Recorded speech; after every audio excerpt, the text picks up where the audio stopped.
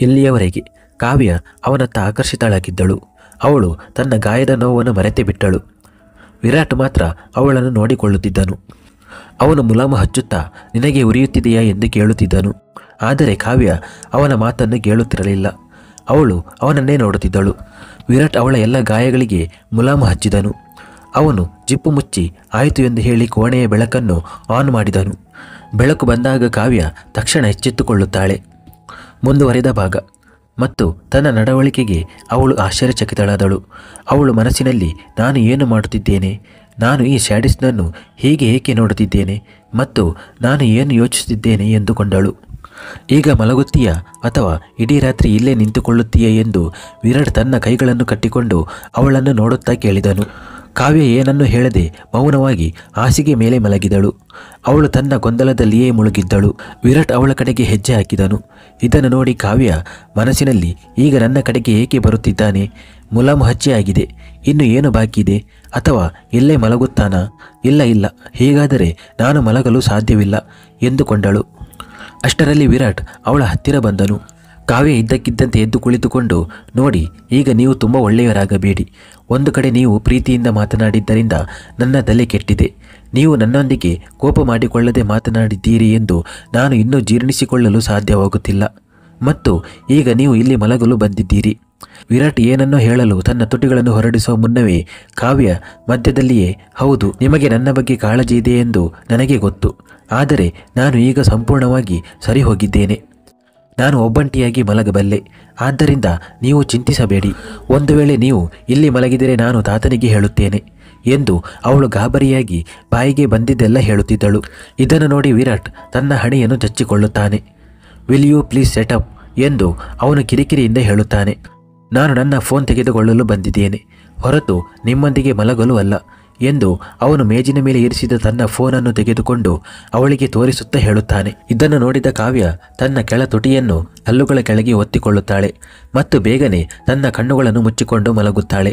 ವಿರಾಟ್ ಅವಳನ್ನು ಹಸಿ ಮಾಂಸ ತಿನ್ನುವಂತೆ ನೋಡುತ್ತಿದ್ದನು. ಉಫ್, ಈ ಹುಡುಗಿಯು ಎಷ್ಟು ವಿಚಿತ್ರವಾಗಿ ಯೋಚಿಸುತ್ತಾಳೆ ಎಂದು ಅವನು ತನ್ನ ಮನಸ್ಸಿನಲ್ಲಿಯೇ ಅಂದುಕೊಳ್ಳುತ್ತಾನೆ. ನಂತರ ಸ್ಟಡಿ ರೂಮ್ಗೆ ಹೋಗಲು ಪ್ರಾರಂಭಿಸುತ್ತಾನೆ. ಆದರೆ ಒಳಗೆ ಹೋಗುವ ಮೊದಲು ಅವನ ಹೆಜ್ಜೆಗಳು ನಿಲ್ಲುತ್ತವೆ. ಅವನು ಒಂದು ಕ್ಷಣ ಹಿಂತಿರುಗಿ ನೋಡುತ್ತಾನೆ ಮತ್ತು ಕಾವ್ಯಳನ್ನು ನೋಡಿ ಮನಸ್ಸಿನಲ್ಲಿ, ಅವಳು ಹುಷಾರಾಗಿದ್ದಾಳ? ರಾತ್ರಿಯಲ್ಲಿ ಅವಳಿಗೆ ಏನಾದರೂ ತೊಂದರೆಯಾದರೆ? ಇಲ್ಲ, ನಾನು ಇಲ್ಲಿ ಸೋಫಾದಲ್ಲಿಯೇ ಮಲಗುತ್ತೇನೆ ಅಂದುಕೊಳ್ಳುತ್ತಾನೆ. ಕಾವ್ಯಳ ಮುಖವು ಇನ್ನೊಂದು ಕಡೆಗೆ ಇತ್ತು. ಆದ್ದರಿಂದ ವಿರಾಟ್ ಅಲ್ಲಿದ್ದಾನೆ ಎಂದು ಅವಳಿಗೆ ತಿಳಿದಿರಲಿಲ್ಲ. ಅವಳ ದೃಷ್ಟಿಯಲ್ಲಿ ಅವನು ಸ್ಟಡಿ ರೂಮ್ಗೆ ಹೋಗಿದ್ದನು. ಏನಾಗಲಿ, ಕಾವ್ಯ ಸ್ವಲ್ಪ ಹೊತ್ತಿನಲ್ಲಿಯೇ ನಿದ್ರೆಗೆ ಜಾರುತ್ತಾಳೆ. ಆದರೆ ವಿರಾಟ್ಗೆ ನಿದ್ರೆ ಬರುತ್ತಿರಲಿಲ್ಲ. ಇಂದು ಏನೆಲ್ಲ ಆಯಿತು ಅದೆಲ್ಲವೂ ಒಂದು ಸಿನಿಮಾದಂತೆ ಅವನ ಕಣ್ಣ ಮುಂದೆ ತಿರುಗಾಡುತ್ತಿತ್ತು. ಮತ್ತು ರಾಹುಲ್ನ ಮಾತುಗಳು ಅವನ ಕಿವಿಯಲ್ಲಿ ಗುಯುಗುಡುತ್ತಿದ್ದವು. ನಿನ್ನ ಗಂಡ ನಿನ್ನನ್ನು ಕೇಳುವುದಿಲ್ಲ, ನಿನ್ನ ವಿವೇಕ್ ನಿನ್ನನ್ನು ಬಿಟ್ಟು ಹೋದರೆ ಈ ಯೌವನವನ್ನು ಯಾರಿಗೆ ಉಳಿಸುತ್ತಿದ್ದೀಯಾ ಎಂದು ಅವನು ತನ್ನ ಮನಸ್ಸಿನಲ್ಲಿ ರಾಹುಲ್ನ ಬಗ್ಗೆ ದ್ವೇಷದಿಂದ ತುಂಬಿ ಹೋಗುತ್ತಾನೆ. ನಿನ್ನ ಯೋಚನೆ ತುಂಬ ಚಿಕ್ಕದಾಗಿದೆ ರಾಹುಲ್, ನಾನು ಇದನ್ನು ನಿರೀಕ್ಷಿಸಿರಲಿಲ್ಲ. ಮತ್ತೆ ಒಂದು ಹುಡುಗಿಗೆ ತನ್ನದೇ ಆದ ಅಸ್ತಿತ್ವ ಇಲ್ವಾ? ಅವಳಿಗೆ ತನ್ನಿಷ್ಟದಂತೆ ಬದುಕುವ ಹಕ್ಕು ಇಲ್ವಾ? ಈ ಆಲೋಚನೆಯಲ್ಲಿಯೇ ಅವನು ಯಾವಾಗ ನಿದ್ರೆಯ ಮಡಿಲಿಗೆ ಜಾರಿದನೆಂದು ಅವನಿಗೆ ಗೊತ್ತೇ ಆಗಲಿಲ್ಲ. ರಾತ್ರಿ ಗಾಢವಾಗಿತ್ತು. ರಾತ್ರಿ ಸುಮಾರು 3 ಗಂಟೆಯ ಸುಮಾರಿಗೆ ಬಾಯಾರಿಕೆಯ ಕಾರಣ ಕಾವ್ಯ ಕಣ್ಣು ತೆರೆಯುತ್ತಾಳೆ. ಅವಳು ತನ್ನ ಕಣ್ಣುಗಳನ್ನು ತಿಕ್ಕುತ್ತಾ ಎದ್ದು ಕುಳಿತುಕೊಳ್ಳುತ್ತಾಳೆ. ಅವಳು ತನ್ನ ಕಣ್ಣುಗಳನ್ನು ತೆರೆದ ತಕ್ಷಣ ಸೋಫಾದಲ್ಲಿ ಮಲಗಿರುವ ವಿರಾಟ್ನನ್ನು ನೋಡಿ ಆಶ್ಚರ್ಯಚಕಿತಳಾಗುತ್ತಾಳೆ. ಮನಸ್ಸಿನಲ್ಲಿ, ಇವನು ಸ್ಟಡಿ ರೂಮ್ಗೆ ಹೋಗಿದ್ದನಲ್ಲ, ಹಾಗಾದರೆ ವಿರಾಟ್ನ ಕಂಬಳಿ ಅರ್ಧ ಕೆಳಗೆ ನೇತಾಡುತ್ತಿರುವುದನ್ನು ಅವಳು ನೋಡುತ್ತಾಳೆ. ಅವಳು ಏಳುತ್ತಾಳೆ ಮತ್ತು ನಿಧಾನವಾಗಿ ಕಂಬಳಿಯನ್ನು ತೆಗೆದು ವಿರಾಟ್ಗೆ ಹೊದಿಸುತ್ತಾಳೆ. ಹೀಗೆ ಮಾಡುವಾಗ ಅವಳ ದೃಷ್ಟಿ ಮತ್ತೆ ವಿರಾಟ್ನ ಮುಖದ ಮೇಲೆ ನೆಟ್ಟಿತು.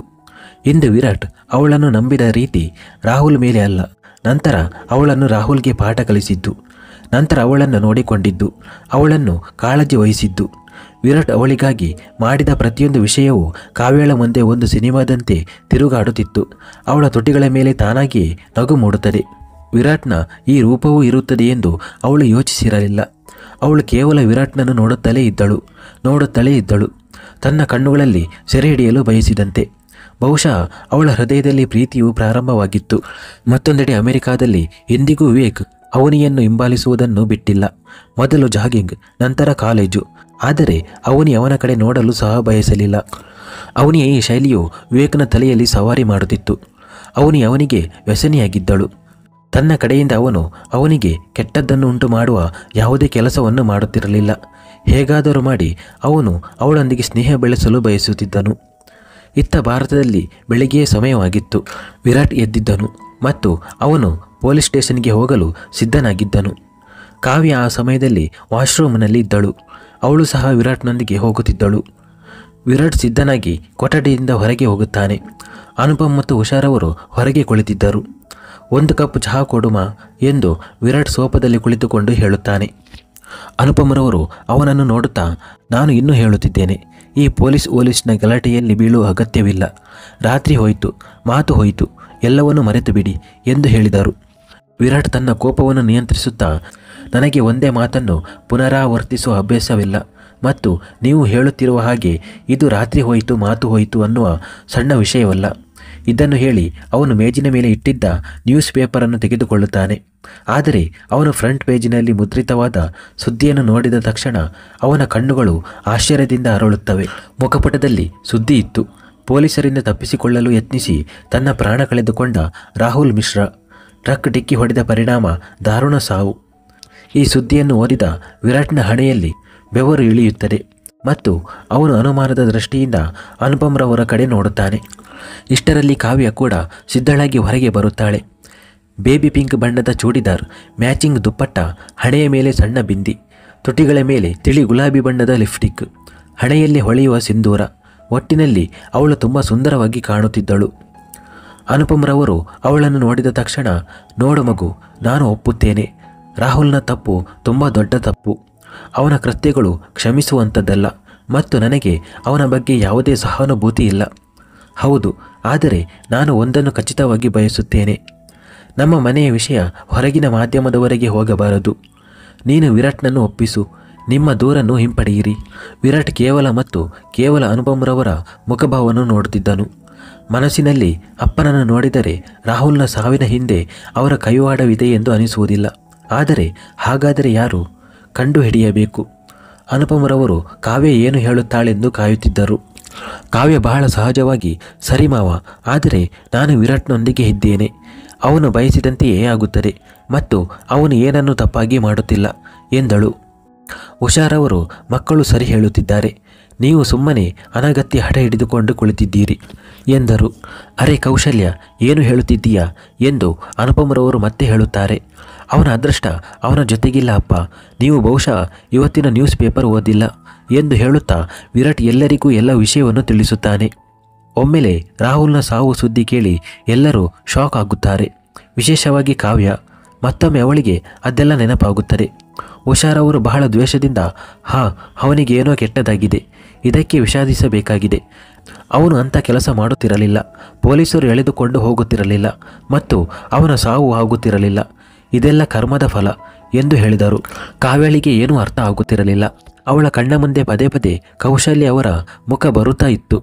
ಅವಳ ಕಣ್ಣುಗಳು ತುಂಬಿ ಕಣ್ಣೀರ ಹನಿಯು ಕೆನ್ನೆಯ ಮೇಲೆ ಜಾರಿದವು.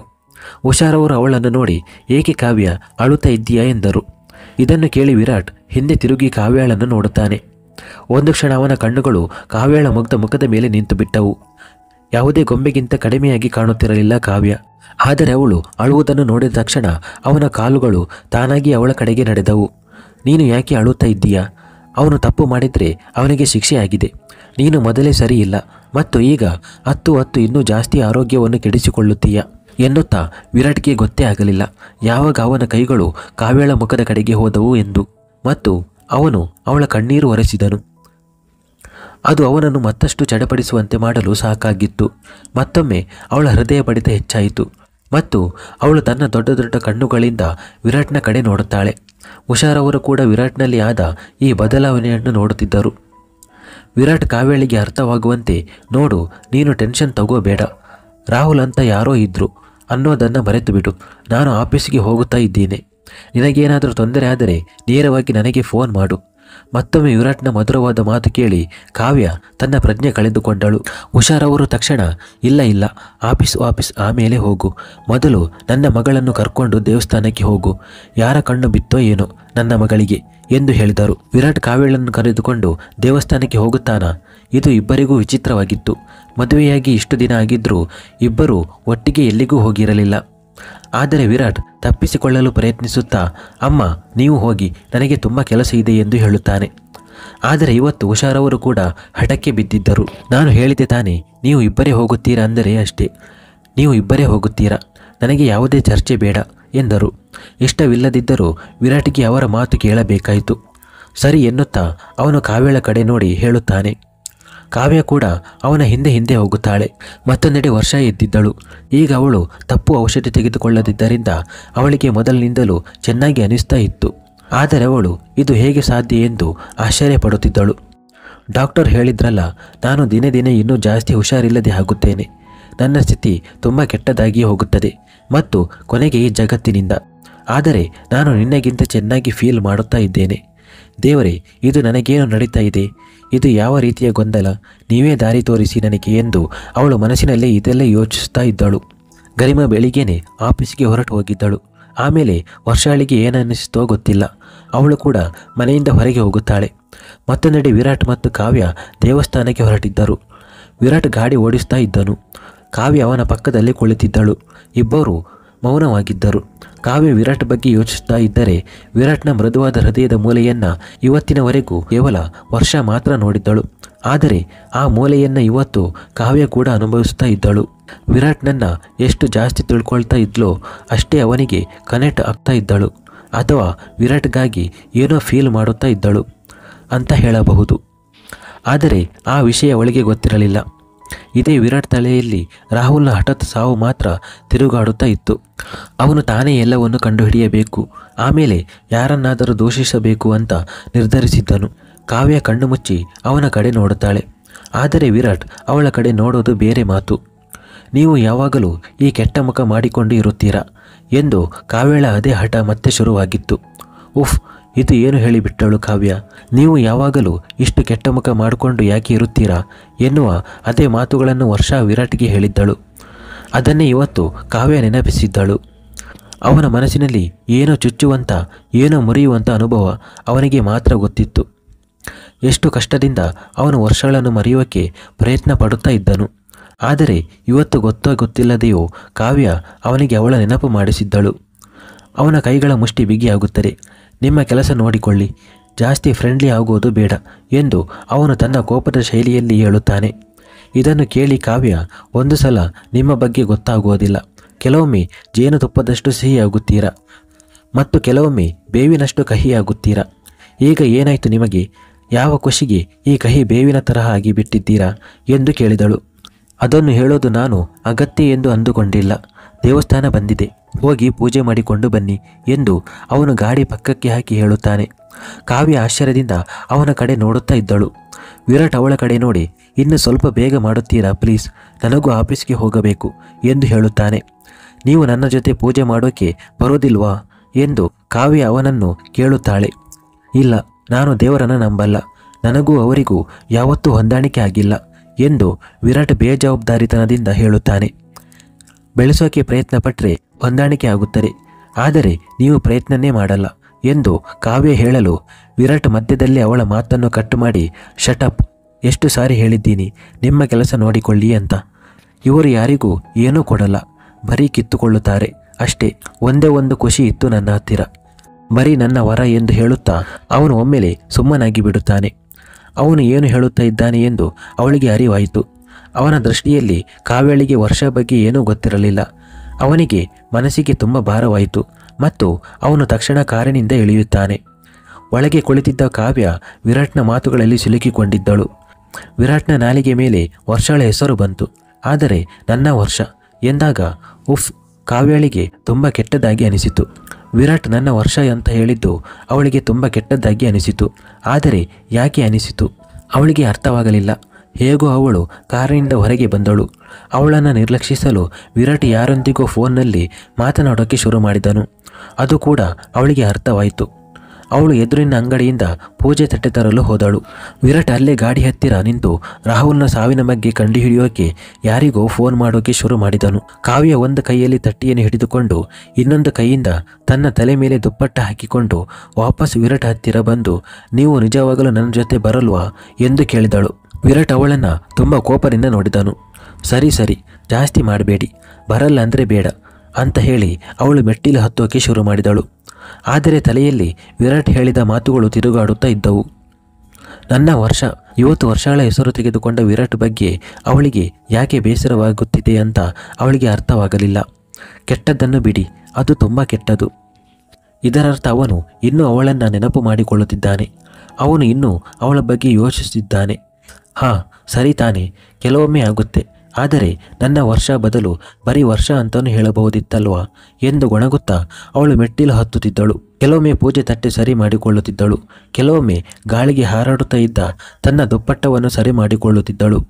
ಅವಳು ತನ್ನದೇ ದಾಟಿಯಲ್ಲಿ ಹೋಗುತ್ತಾ ಇದ್ದಳು ಮತ್ತು ಕೊನೆಗೆ ತನ್ನ ದುಪ್ಪಟ್ಟದಲ್ಲಿ ಸಿಕ್ಕಿ ಹಾಕಿಕೊಂಡಳು. ಅವಳ ಕೈಯಿಂದ ಪೂಜೆ ತಟ್ಟೆ ಬೀಳುವ ಸ್ಥಿತಿ ತಲುಪಿತು. ಆದರೆ ತಟ್ಟೆ ಕೆಳಗೆ ಬೀಳೋಕೆ ಮುಂಚೆನೇ ಯಾರೋ ಒಮ್ಮೆಲೆ ಅದನ್ನು ಹಿಡಿದುಕೊಂಡರು. ಅರೆ, ಆರಾಮವಾಗಿ, ಅದು ಬೇರೆ ಯಾರೂ ಅಲ್ಲ, ವರ್ಷ ಆಗಿದ್ದಳು. ಕಾವ್ಯ ಅವಳ ಕಡೆ ನೋಡಿ ನಗುತ್ತಾ, ಥ್ಯಾಂಕ್ ಗಾಡ್, ನೀವು ಕಾಪಾಡಿದ್ದೀರಿ ಎಂದು ಹೇಳಿದಳು. ಪಕ್ಕದಲ್ಲಿ ನಿಂತಿದ್ದ ಒಬ್ಬ ಮಹಿಳೆ, ಹಾ ಮಗಳೇ, ಇಲ್ಲಾಂದರೆ ನಿನ್ನ ಸಿಂಧೂರ ಕೆಳಗೆ ಬಿದ್ದು ಹೋಗುತ್ತಿತ್ತು. ಅದು ಅಷ್ಟು ಒಳ್ಳೆಯದಲ್ಲ. ಥ್ಯಾಂಕ್ ಯು ಸೋ ಮಚ್ ಎಂದು ಕಾವ್ಯ ಮತ್ತೆ ಅವಳಿಗೆ ಧನ್ಯವಾದ ಹೇಳಿದಳು. ವರ್ಷ ಈಗ ಸಾಕು ಬಿಡಿ ಎಂದಾಗ ಇದರ ಜೊತೆಗೆ ಇಬ್ಬರೂ ನಗುತ್ತಾರೆ. ವರ್ಷ ಕಾವ್ಯ ಯಾರೆಂದು ತಿಳಿದುಕೊಂಡಿರಲಿಲ್ಲ ಮತ್ತು ಕಾವ್ಯ ಕೂಡ ಅವಳನ್ನು ತಿಳಿದುಕೊಂಡಿರಲಿಲ್ಲ. ಇಬ್ಬರು ಒಬ್ಬರ ಬಗ್ಗೆ ಒಬ್ಬರು ಕೇಳಿದ್ದರೂ ಅಷ್ಟೇ. ಇಲ್ಲಿದೆ ನಿಮ್ಮ ತಟ್ಟೆ, ಬೇಗ ಪೂಜೆ ಮಾಡಿಕೊಳ್ಳಿ, ಆಮೇಲೆ ನಾನು ಪ್ರಸಾದ ತಗೊಂಡೇ ಹೋಗುತ್ತೇನೆ ಎಂದು ವರ್ಷ ತುಂಬ ಆತ್ಮೀಯತೆಯಿಂದ ಹೇಳುತ್ತಾಳೆ. ಕಾವ್ಯ ಕೂಡ ನಗುತ್ತಾ, 2 ನಿಮಿಷ ಇರಿ, ನಾನು ಈಗಲೇ ಬಂದೆ. ಕೆಳಗೆ ನಿಂತಿದ್ದ ವಿರಾಟ್ ಇನ್ನೂ ಫೋನ್ನಲ್ಲಿ ಮಾತನಾಡುತ್ತಾ ಇದ್ದನು. ಅವನ ಮುಖ ಇನ್ನೊಂದು ಕಡೆಗೆ ಇತ್ತು. ವರ್ಷ ಅಲ್ಲೇ ಒಂದು ಮೂಲೆಯಲ್ಲಿ ನಿಂತು ಕಾವ್ಯಳನ್ನು ಕಾಯೋಕೆ ಶುರು ಮಾಡಿದಳು. ಸ್ವಲ್ಪ ಹೊತ್ತಿನಲ್ಲೇ ಕಾವ್ಯ ಹೊರಗೆ ಬರುತ್ತಾಳೆ ಮತ್ತು ಮೊದಲು ವರ್ಷಾಳಿಗೆ ಪ್ರಸಾದ ಕೊಡುತ್ತಾಳೆ.